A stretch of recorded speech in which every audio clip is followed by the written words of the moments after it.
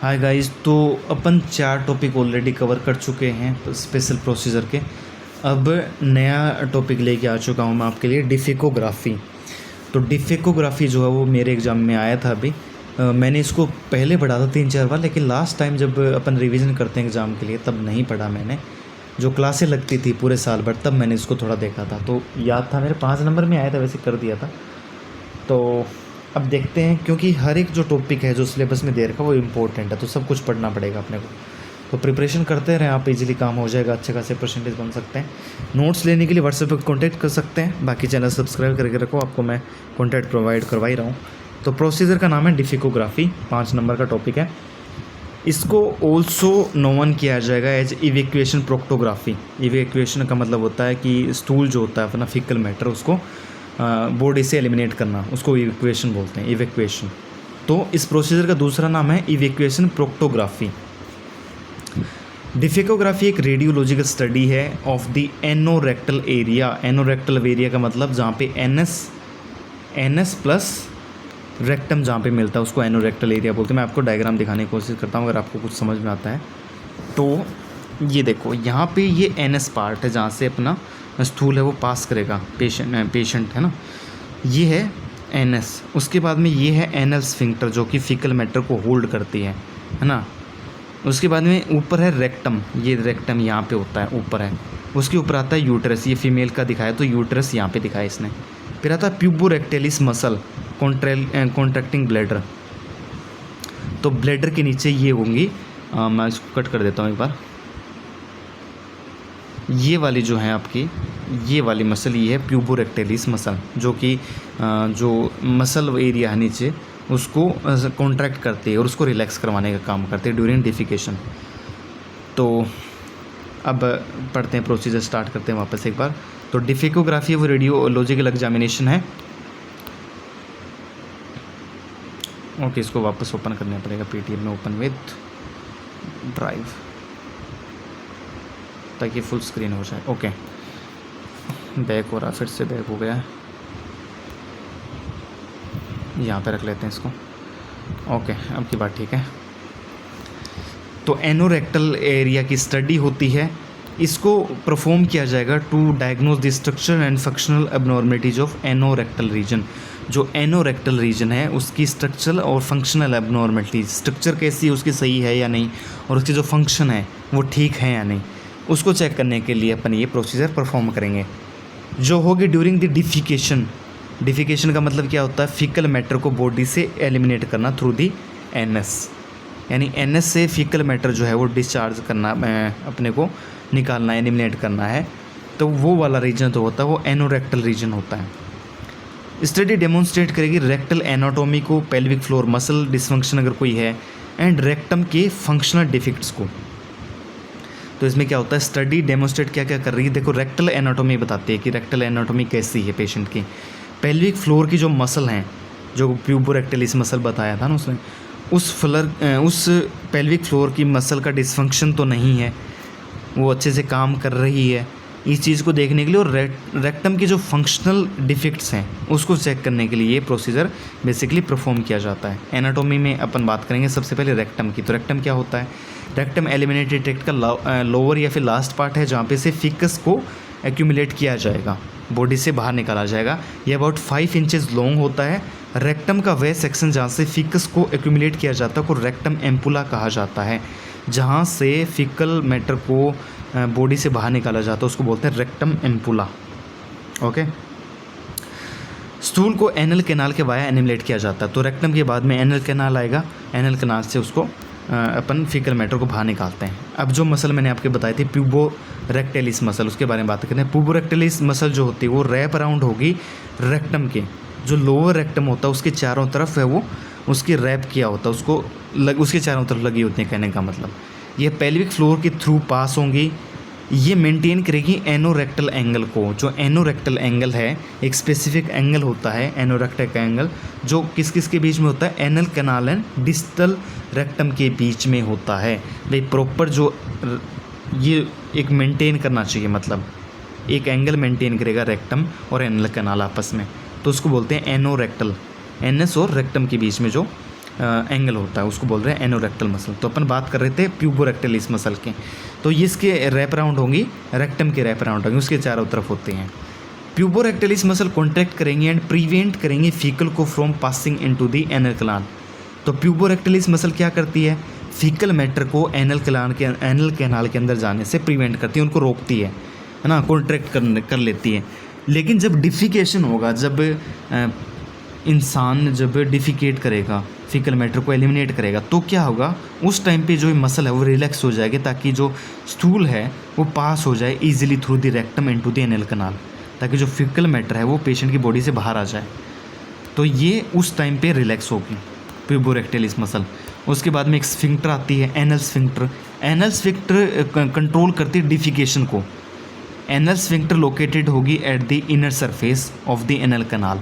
तो anal canal सबसे last part है, तो वहाँ पे होगी आपकी जो एनल स्फिंक्टर है वो मसल वहाँ पे होगी और कंट्रोल करेगी, कॉन्ट्रैक्ट करेगी और रिलैक्स करने का काम करेगी, अपनी इच्छा से काम करती है ये वाली। एंड एक्सटर्नल स्फिंक्टर भी लोकेटेड होगी वहाँ पे एनल कैनाल के आउटर सरफेस पे। एक्सटर्नल आउटर सरफेस पे होगी और इंटरनल जो अंदर से वाली सरफेस पे होगी, इनर सरफेस पे होगी। तो ये डायग्राम मैंने आपको बताया था अभी।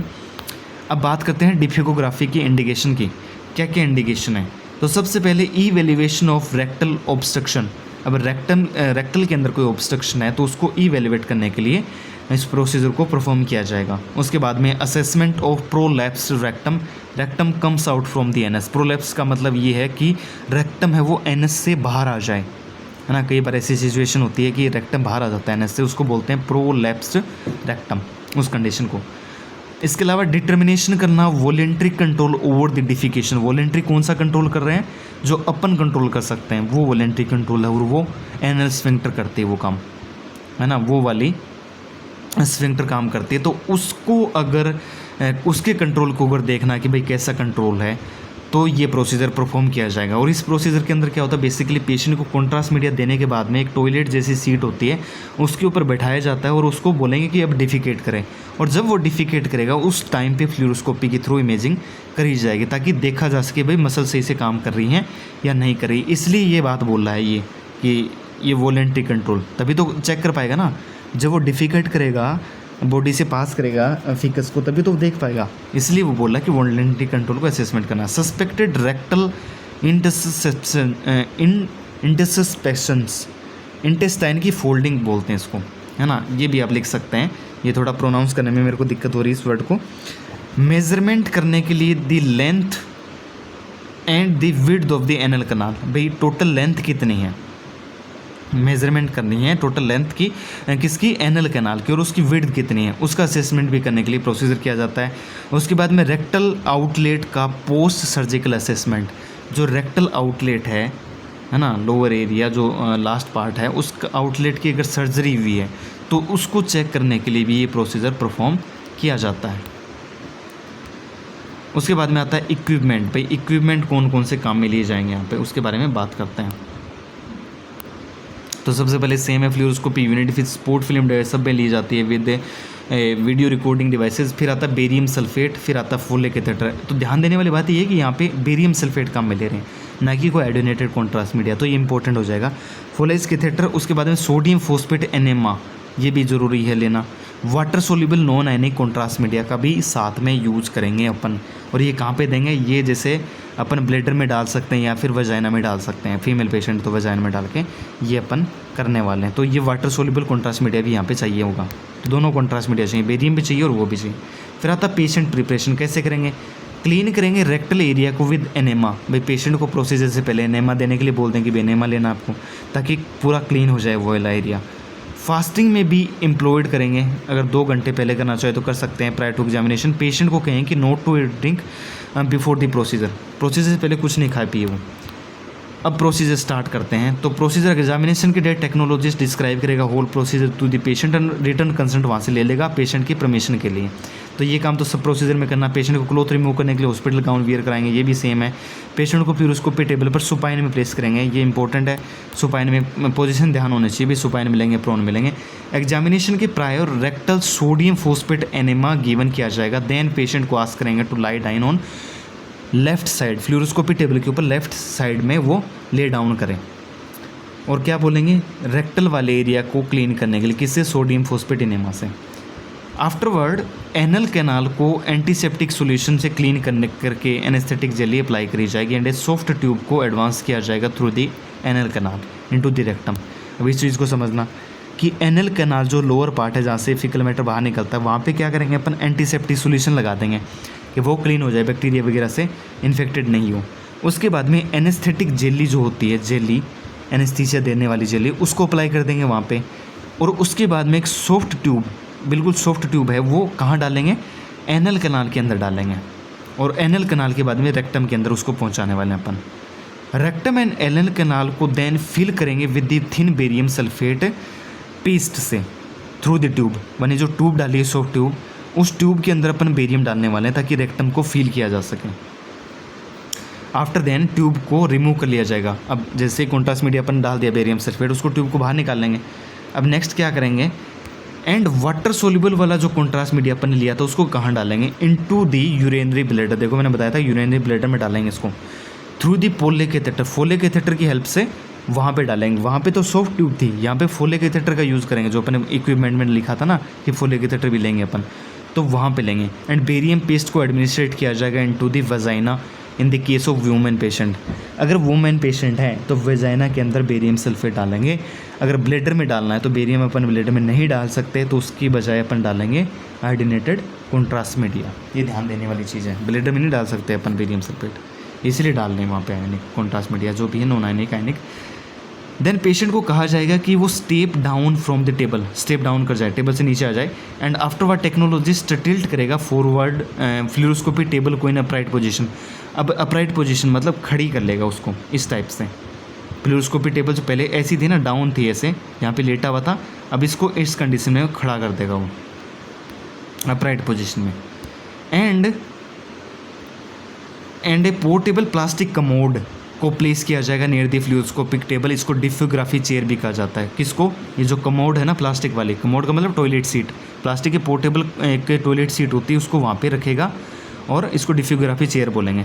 पेशेंट को बोलेंगे कि उसके ऊपर वो बैठे, उस चेयर के ऊपर बैठे, जो कि किससे अटैच्ड है, एक्सली फ्लूरोस्कोपी टेबल से अटैच कर रखी है उसको, ताकि इमेजिंग करेंगे ना अपन, जो डिफिकेट करेगा पेशेंट, स्टूल पास करेगा, तो अपन उसको फ्लूरोस्कोपी के अंदर देखेंगे उसको। अब रेडियोलॉजिस्ट क्या करेगा, पेशेंट को इंस्ट्रक्ट करेगा किस चीज़ के लिए, कि वो रेक्टम को खाली करे।